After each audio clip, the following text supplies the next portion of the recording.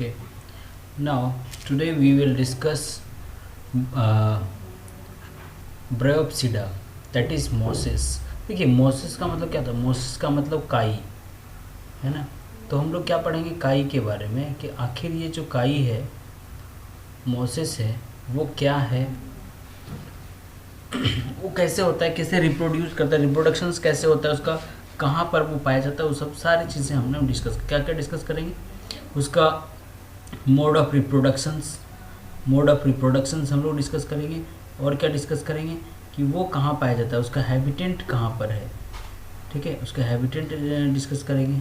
और क्या डिस्कस करेंगे, वो एक्चुअली क्या उसका यूजेज है ना। तो ये सब चीज़ों के बारे में, उसके बारे में डिस्कस करेंगे हम लोग। तो चलिए एक एक करके डिस्कस करते हैं, उसके प्रॉपर्टीज़ डिस्कस करते हैं, उसके गुण डिस्कस करते हैं। इसके बाद हम लोग उसका डिस्कस करेंगे कि वो क्या, किस तरह से वो इम्पोर्टेंट है, ठीक है। देखिए मॉसेस जनरली कहाँ पाया जाता है, मॉसेस जनरली पाया जाता है जहाँ पर पहले से भी से ही क्या होता है, पानी मतलब मॉइस्चर एरिया में पाया जाता है, ठीक है, मॉइस्चर एरिया में पाया जाता है।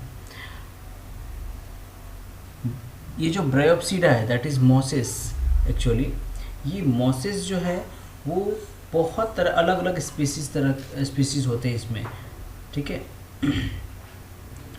लगभग 11,500 स्पीसीज पाए जाते हैं इसके मॉसेस के, ठीक है।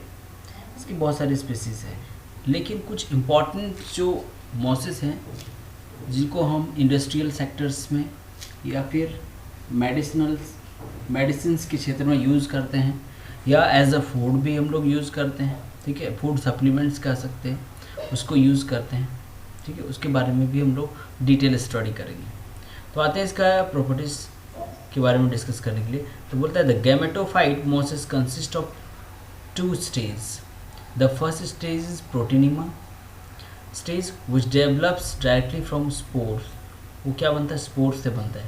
एक्चुअली स्पोर्स क्या होता है, स्पोर्स जो है वो डिस्पर्सल, मतलब स्पोर्स जब बनता है तो स्पोर्ट्स क्या होता है, वो ज़्यादा दिन तक वो सर्वाइव कर सकता है, वो एडवर्स कंडीशन में भी अपने आप को सर्वाइव करके रखेगा, ठीक है। तो जिसका स्पोर्स होता है, मतलब स्पोर्स जब फॉर्मेशन होता है, तो स्पोर्स फॉर्मेशन का फ़ायदा ये है कि वो क्या है ना, डिस्पर्सल ऑफ, वो डिस्पर्स हो सकता है, एक जगह से दूसरी जगह जा सकता है और आराम से लॉन्ग टाइम तक सर्वाइव कर सकता है, ठीक है।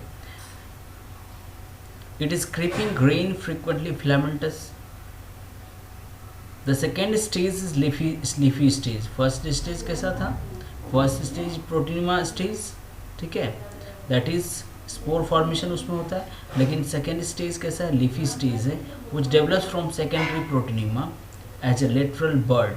वो इसमें क्या फॉर्मेशन होगा, लेटरल बर्ड फॉर्मेशन होगा, ठीक है, that is arranged in leaves के ऊपर ही यहाँ पर फॉर्मेशन होगा। अभी देखिए यहाँ पर, यहाँ bird like just lobe like structure, इस तरह का लोब स्ट्रक्चर बनता है लीफ के ऊपर। इस तरह से मान लीजिए लीफ है, ये मान लो लीफ है, तो लीफ के ऊपर ही इस तरह बर्ड लाइक स्ट्रक्चर फॉर्म हो जाता है, ठीक है। तो vegetative reproduction is by the fragmentation and budding in secondary protonema. In sexual reproduction the sex organ is antheridia and archegonia.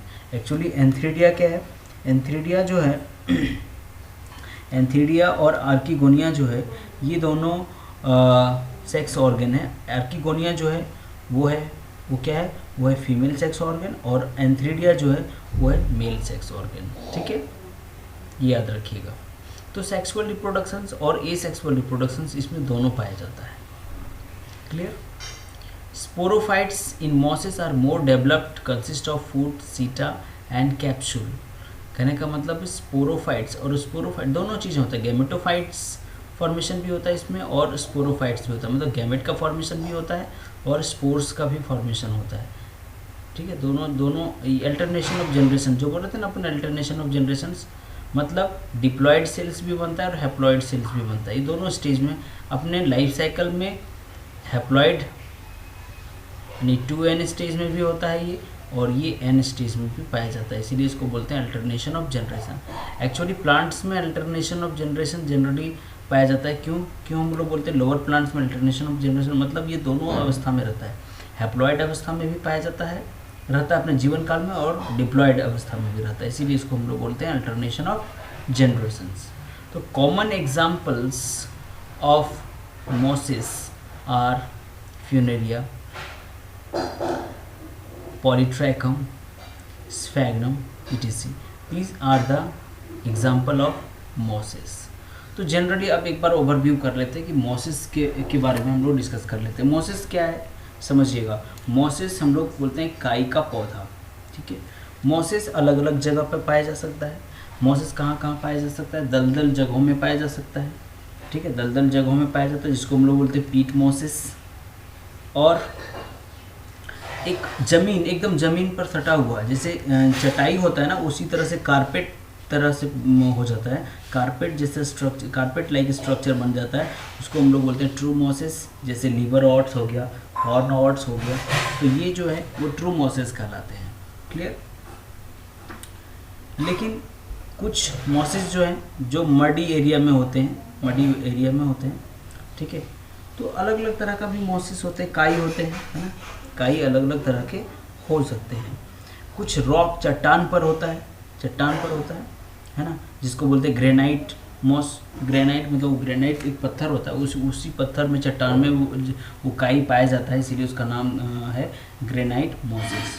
तो ग्रेनाइट मोसिस हो सकता है, पीट मोसिस हो सकता है, मतलब दलदल में रहने वाला जो काई उसको पीट मोसिस बोल रहे हैं अपन।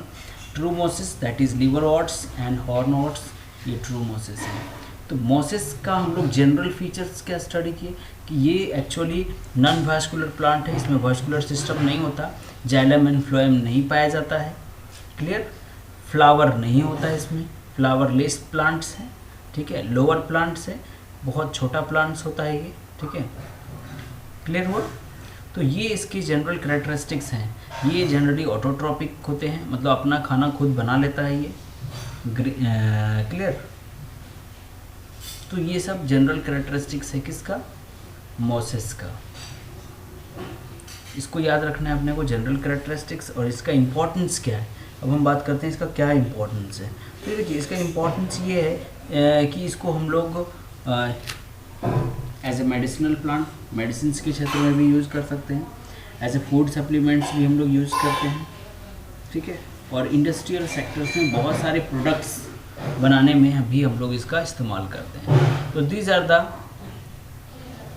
Importance of mosses. Okay, thank you.